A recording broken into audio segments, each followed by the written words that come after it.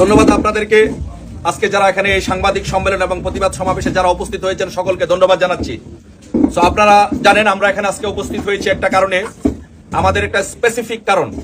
সেটা হচ্ছে যে আমরা বিশ্বাস করি বাংলাদেশে নির্বাচিত প্রধানমন্ত্রী হচ্ছে বঙ্গবন্ধু কন্যা শেখ হাসিনা। আর যে ইউনূস একটি 5ই আগস্ট একটি সন্ত্রাসী জঙ্গি হামলার মাধ্যমে ক্ষমতা দখল করেছে। তাই আমরা শেখ হাসিনার সংগ্রাম পরিষদ আজকে থেকে আমরা কর্মসূচি ঘোষণা করেছি যে আমরা ধারাবাহিকভাবে কর্মসূচি পালন করব।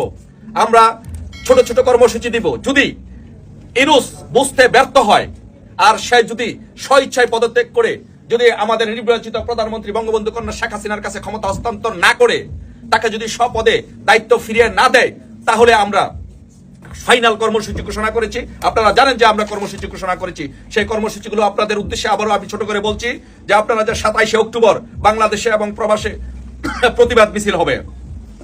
3রা নভেম্বর সারা বাংলাদেশে বিক্ষোভ সমাবেশ আমরা ঘোষণা করেছি এবং 10ই নভেম্বর ঢাকা ও গাজীপুরে হরতাল কর্মসূচি পালন করব এবং 17ই নভেম্বর সারা বাংলাদেশে একসাথে হরতাল পালন করব।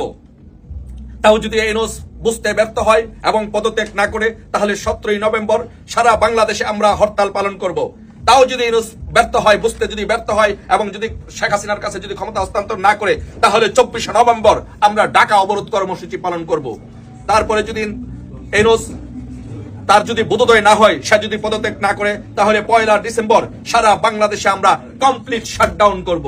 সারা বাংলাদেশে কমপ্লিট শাটডাউন হবে 1লা ডিসেম্বর।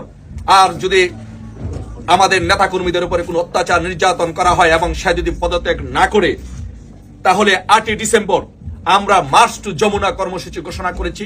আমরা যমুনা ঘেরাও করব, যমুনাতে আমরা যাব। সারা বাংলাদেশে আমাদের শেখ হাসিনা সংগ্রাম পরিষদের নেতাকর্মীদের প্রতি নির্দেশনা রইল সবগুলো পয়েন্টে পয়েন্টে আমরা অবস্থান কর্মসূচি পালন করব। প্রত্যেকটা এয়ারপোর্টে আমরা অবস্থান নিব, প্রত্যেকটা এয়ারপোর্টে আমরা পাহারা বসাবো, প্রত্যেকটি জায়গায় জায়গায় আমরা পাহারা বসাবো যেন ইউনূস এবং এই উপদেষ্টা পরিষদ যাতে পালাতে না পারে। তাই আমি বলবো, এই ইউনূসকে বলবো, ইউনূসের উদ্দেশ্যে বলবো, ইউনূস তার বোধোদয় হবে, সে বুঝে পদত্যাগ করে নির্বাচিত প্রধানমন্ত্রী শেখ হাসিনার কাছে ক্ষমতা হস্তান্তর করে সে বিদায় নিবে। আর যদি না হয়, তাহলে আমরা মার্চ টু যমুনা কর্মসূচির মাধ্যমে যমুনা ঘেরাও করে এই উপদেষ্টাদেরকে ঘেরাও করব এবং বাংলাদেশের মানুষ, এদেশের জনগণ যেই বিচার করে সেই বিচার হবে ইনশাল্লাহ। সে আশাবাদ ব্যক্ত করে সকলকে, বাংলাদেশের প্রতিটি নেতাকর্মীদেরকে, শেখ হাসিনা সংগ্রাম পরিষদের প্রত্যেকটি নেতাকর্মীদেরকে সেই কর্মসূচি পালন করার আহ্বান জানিয়ে আজকের মতো এখানে সমাবেশ সমাপ্তি ঘোষণা করছি এবং বক্তব্য শেষ করছি। জয় বাংলা, জয় বঙ্গবন্ধু।